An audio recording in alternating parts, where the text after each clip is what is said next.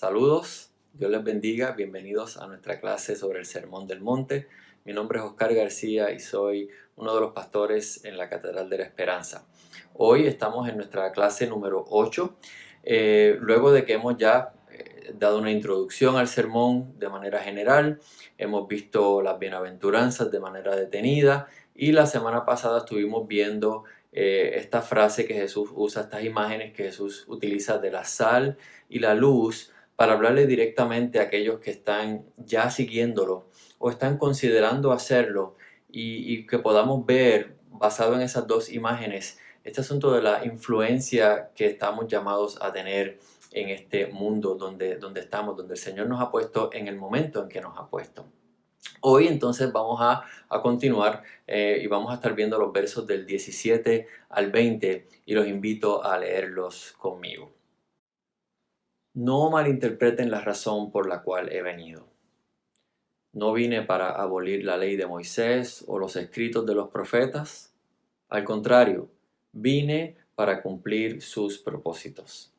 Les digo la verdad, hasta que desaparezcan el cielo y la tierra, no desaparecerá ni el más mínimo detalle de la ley de Dios hasta que su propósito se cumpla. Entonces, si no hacen caso al más insignificante mandamiento y les enseñan a los demás a hacer lo mismo, serán llamados los más insignificantes en el reino del cielo.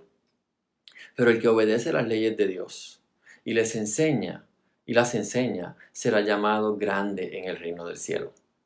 Les advierto, a menos que su justicia supere a la de los maestros de la ley religiosa y a la de los fariseos, nunca entrarán en el reino del cielo.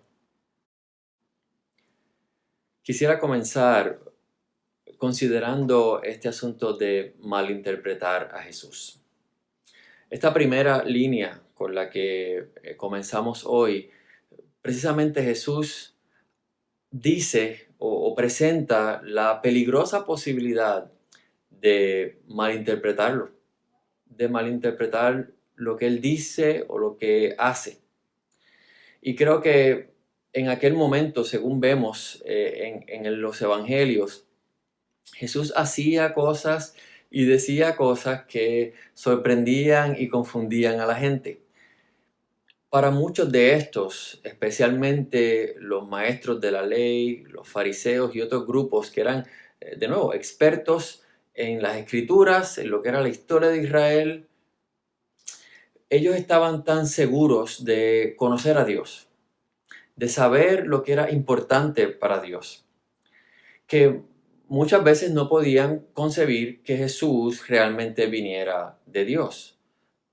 No podían entender cómo Jesús era enviado por este Dios que ellos entendían que conocían bien, sin embargo parecía actuar o decir cosas que no iban a la par, al menos con su entendimiento. Y yo creo que nos debe llamar la atención porque ese peligro sigue vigente.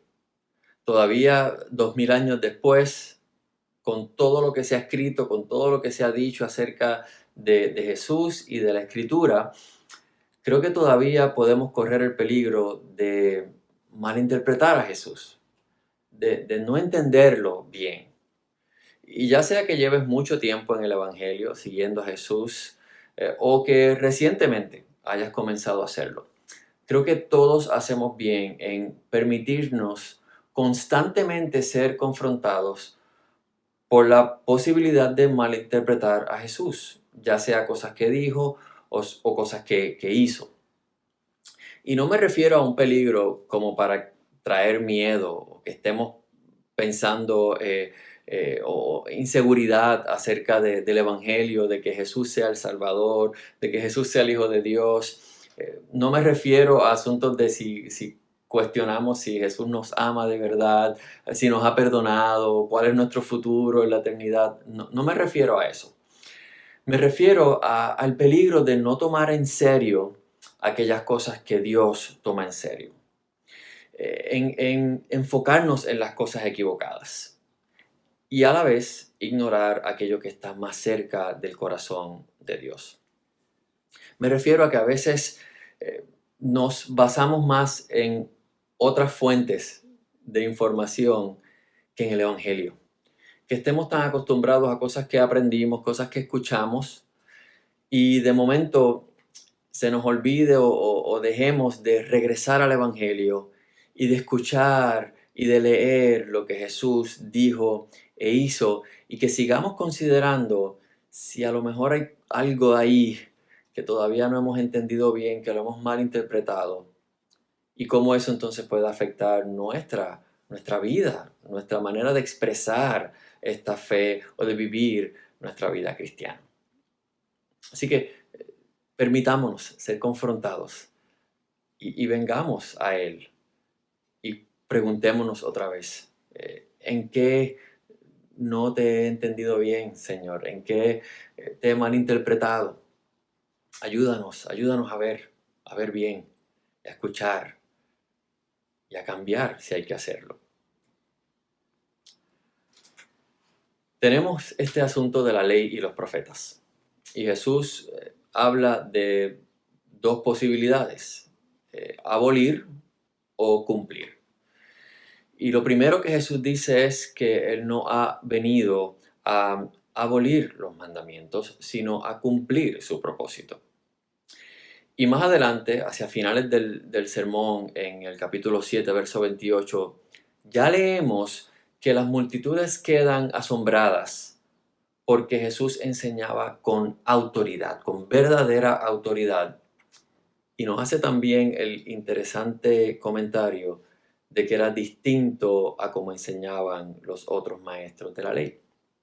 Así que en todo el Sermón del Monte, desde principio hasta fin, hay un asunto de la autoridad que tiene Jesús para enseñar. Y no nos debe extrañar, porque para hablar acerca de la ley, para hablar acerca de las escrituras y de los profetas, Jesús necesitaba tener cierta autoridad. No cualquiera podía, y podríamos decir todavía hoy, tener la autoridad para enseñar acerca de la escritura. En Mateo 17 encontramos el evento de la transfiguración. Este momento en el que Jesús hace una especie de retiro con Pedro, Santiago y Juan en una montaña. Y se nos dice el texto que su apariencia cambió y que resplandecía su rostro como el sol. Y allí se nos dice que vieron a Moisés y a Elías. Y muchos piensan que esto representa a la ley, Moisés, y a los profetas, Elías. De alguna manera, un salón de la fama de lo que eran las escrituras, o como representación en sí de lo que Dios ya había dicho a través de estos importantes grupos o grupos de escrituras.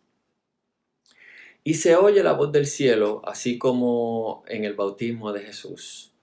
Y en el verso 6 de este capítulo 17 dice esta voz: "Este es mi Hijo muy amado, quien me da gran gozo". Y añade algo: escúchenlo a Él. Escúchenlo a Él.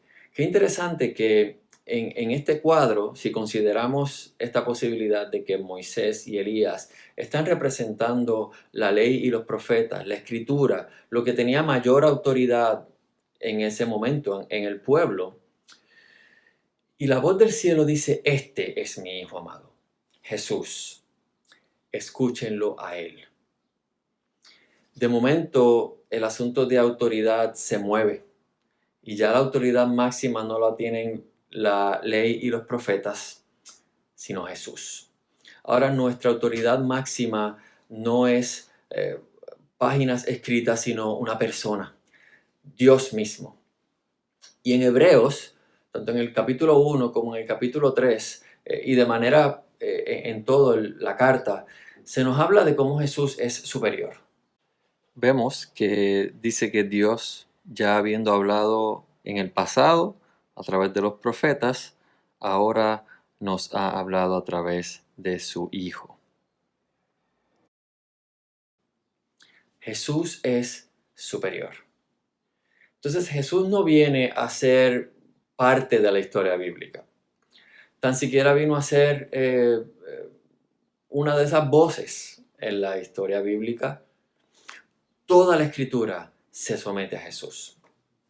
Claro, Jesús viene dentro del contexto de la historia bíblica y Jesús ahora se convierte en nuestro lente interpretativo de toda la Biblia. Así que Jesús no llega tampoco en un vacío, llega como parte de esta historia, pero ahora se va a convertir en el punto principal, en el centro de la historia, en el cumplimiento de esa historia.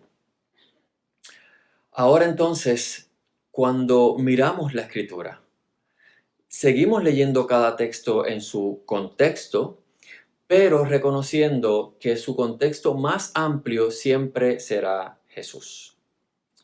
Así que de esta manera, cuando trae este asunto a través de la autoridad de Jesús para interpretar, para leer y para de esta manera enseñarnos a leer la escritura, lo conecta con este asunto de la obediencia.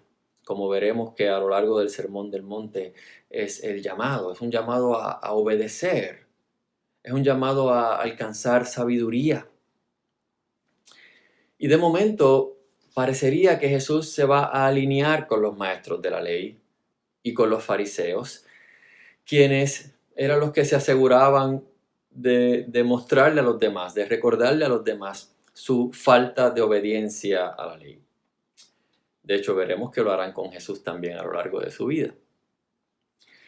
Y algunos autores piensan que ante lo que Jesús ya ha dicho en las bienaventuranzas, Jesús no quiere que ahora sus oyentes piensen que la ley ya no es relevante. Que digamos que ahora está cambiando entonces lo que es importante. Jesús dice otra vez, no vine a abolir la ley. O sea, no significa que ya la ley no importa. Dice que viene a cumplirla, pero tampoco viene a cumplirla en este sentido de que entonces, como Él la cumple, ya nosotros no tenemos que cumplirla, así que no es algo que nos deba preocupar ya, no es relevante. Jesús viene a dar cumplimiento no solo a una ley en sí o a una profecía. Jesús viene a darle cumplimiento en un nivel más grande, a mostrar el propósito de la ley, a traer la historia de Israel hacia su clímax. Viene a mostrar lo que está detrás de la ley, lo que la ley pretendía, lo bueno de la ley. Viene a mostrar la forma en que aquellos aspectos de la ley que a ellos le habían dado tal vez mayor importancia, no eran lo más importantes. Y en contraste, que aquellas cosas que tal vez habían ignorado, se habían dado el permiso de ignorar o minimizar de la ley, son precisamente las más importantes. Y Jesús, veremos un poco más adelante, va a ser también el que modela eso en su vida y nos invita a seguirle. Hablemos un poco sobre esta justicia de los maestros de la ley. ¿Cómo era la justicia de ellos? Cuando vemos a lo largo de los evangelios los encontronazos que Jesús tuvo con estos grupos, comenzamos a ver en las palabras que Jesús utiliza para dirigirse a estos, palabras muy fuertes, tal vez que exponen precisamente esta justicia de ellos. Jesús le llama sepulcros blanqueados en Mateo 23:27. De manera similar, Jesús les llama hipócritas en muchas ocasiones. 3 ocasiones en el capítulo 6, en el capítulo 15, en el capítulo 22. Y con esta palabra de hipócritas, Jesús está nuevamente resaltando este asunto de un énfasis en la apariencia, un énfasis en las acciones que los demás pueden ver, en lo que está por fuera de la superficie, en lo que es externo. Sin embargo, no ha habido una transformación interna. No ha habido un cambio en el corazón de estas personas. Hacían el bien, seguían los mandamientos y buscaban que los demás también lo hicieran. Sin embargo, su corazón no había cambiado.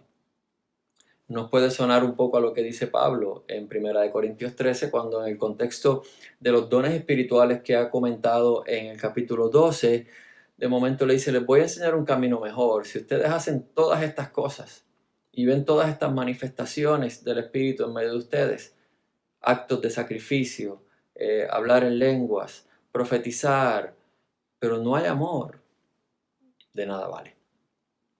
Es el amor, es lo que está adentro.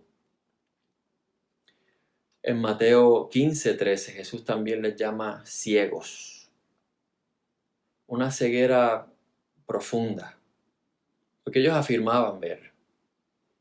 Y Jesús aquí les afirma que lo que contamina el ser humano es lo que sale, porque lo que sale expone lo que hay adentro.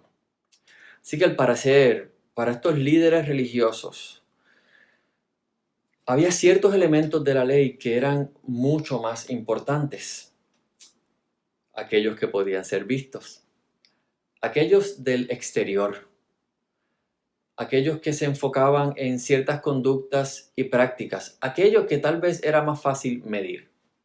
Y cómo nos encanta medir, pero muchas veces que ni rozaban el corazón. Y como dice Jesús, citando a Isaías en el capítulo 15 de Mateo, me alaban con sus labios, pero su corazón está lejos de mí. Qué imagen poderosa y lamentable de la posibilidad de una vida exterior que parece adorar a Dios, una vida exterior que parece obedecer sus mandamientos y un corazón que está lejano al propósito, a lo que está detrás, a Dios mismo. Y creo que eso nos confronta todavía hoy, con cómo nos acercamos a este asunto de obedecer, porque está ahí, lo vemos constantemente. Hay un llamado a seguir a Jesús, hay un llamado a obedecer. Sin embargo, hay algo mucho más profundo, la condición de nuestro corazón, que como ya vimos en las bienaventuranzas, va a dictar nuestra capacidad de verlo, de discernir a Dios en las situaciones, en los diferentes lugares y personas. Ahora, es interesante que en ese capítulo 15, cuando está citando a Isaías, creo que nos sorprende que menciona que están siguiendo leyes humanas. Porque podríamos decir, pero las leyes no eran meramente humanas, Dios las había dado. Y que creo que aquí hay algo, de nuevo, que nos debe llamar la atención, que hay una advertencia, que podamos tomar algo bueno de Dios y tergiversarlo tanto, o quitarle la esencia tanto, que lo que terminamos es con algo hecho por nosotros. Lo convertimos, lo cambiamos, lo convertimos en otra cosa. Cuando le arrancamos el corazón de la ley a la ley, lo que queda es letras humanas.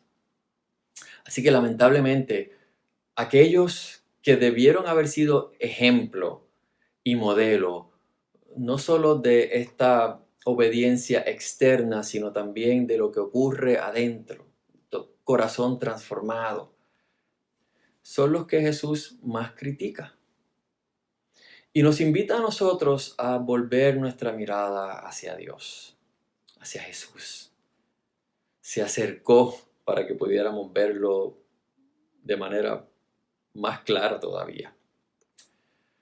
Porque después de todo, el reino del cielo sí incluye una justicia, sí incluye una ley, sí incluye asuntos que obedecer, sí incluye actuar de cierta manera. Pero va a ser precisamente una justicia mayor. Pasemos a esa sección.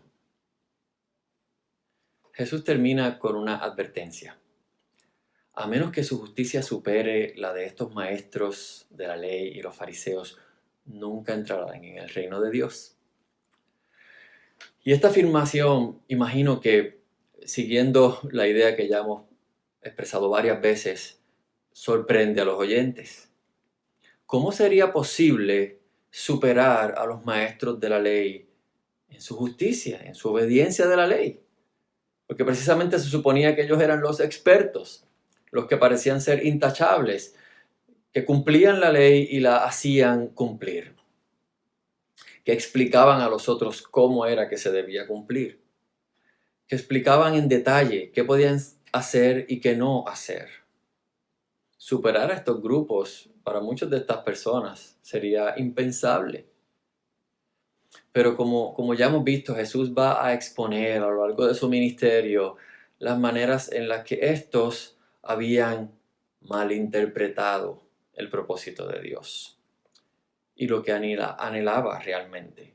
Entonces Jesús llega ahora y dice, no quiero que me malinterpreten a mí tampoco. Ya ha sido suficiente con lo que han malinterpretado acerca de la ley.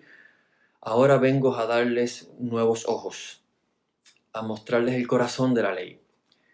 Y no quiero que me malinterpreten tampoco a mí. Y como ya vimos, no era tanto que estos actuaran mal. Muchas veces hacían exactamente, con lujo de detalle, lo que decía la ley.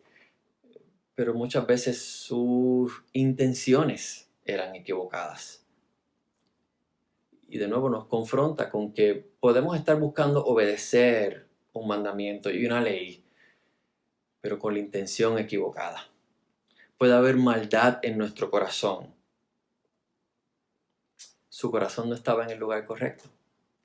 Se había alejado de Dios. Así que es en ese contexto que Jesús les dice, su justicia debe superar la de ellos.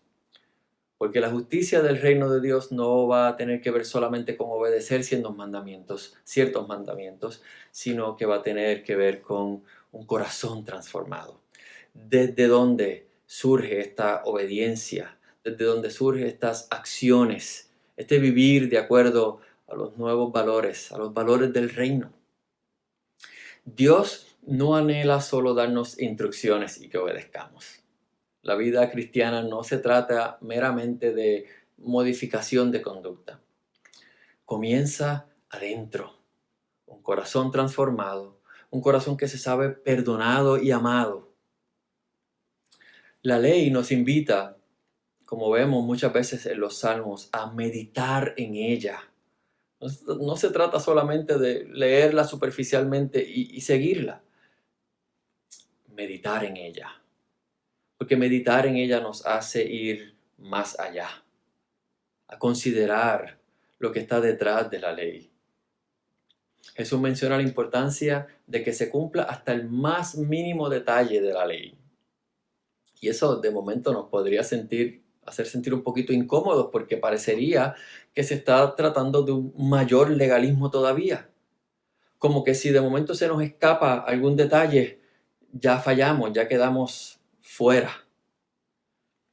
Pero en base a lo que ha dicho y que seguirá haciendo y diciendo en el resto del sermón y el resto de su vida, me parece que Jesús se refiere a la manera en que hemos evaluado los mandamientos y que, como ya dijimos, es posible que tomemos la ley y enfaticemos algunas cosas mientras menospreciemos otras.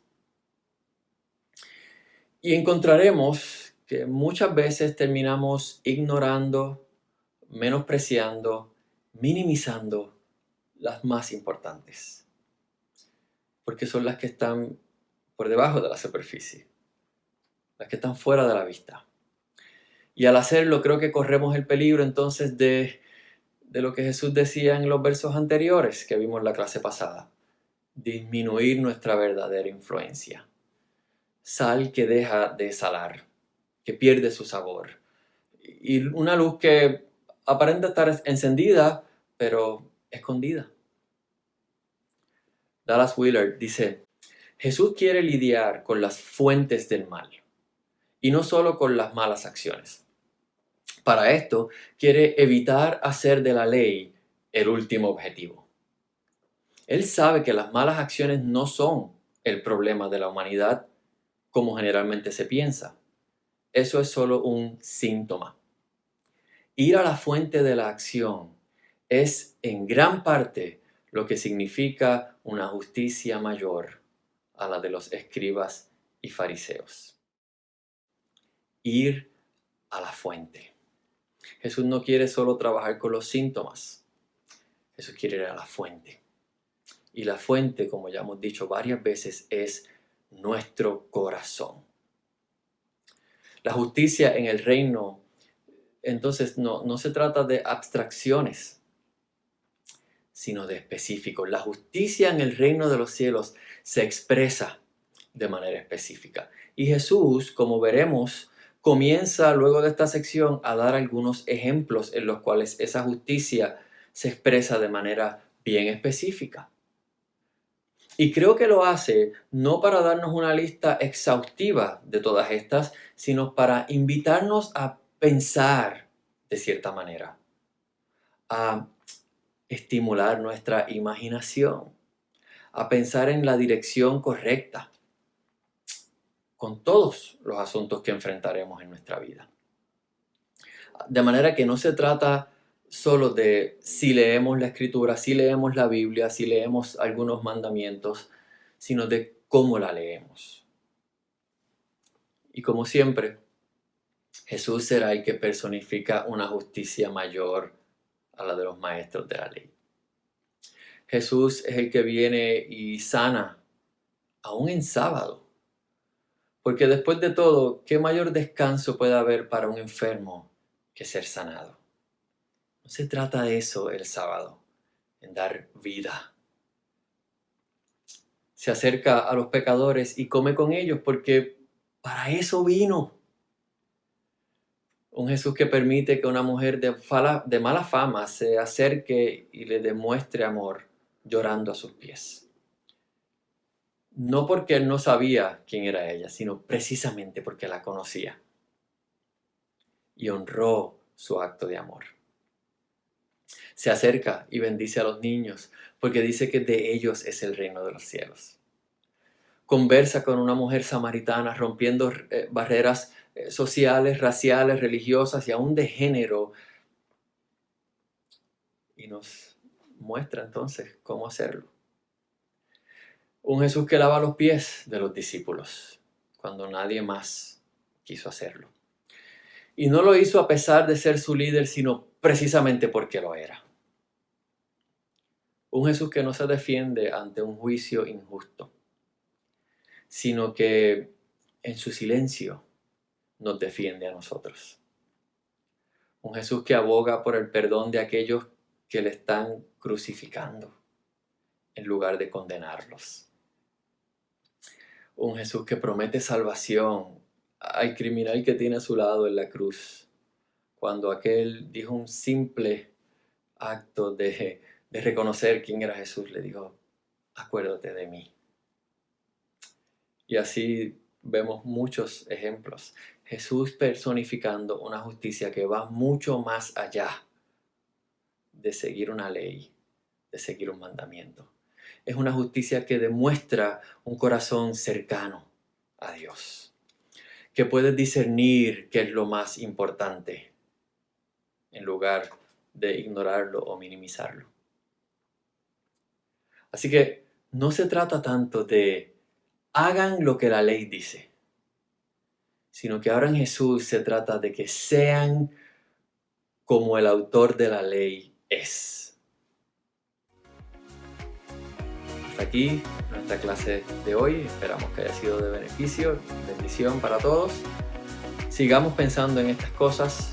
Invitamos a escribirnos al correo kdspr@gmail.com con sus preguntas y observaciones. Y les esperamos en la próxima clase, donde continuaremos entonces viendo estas palabras de Jesús en este precioso y profundo y retante sermón del monte. Dios les guarde.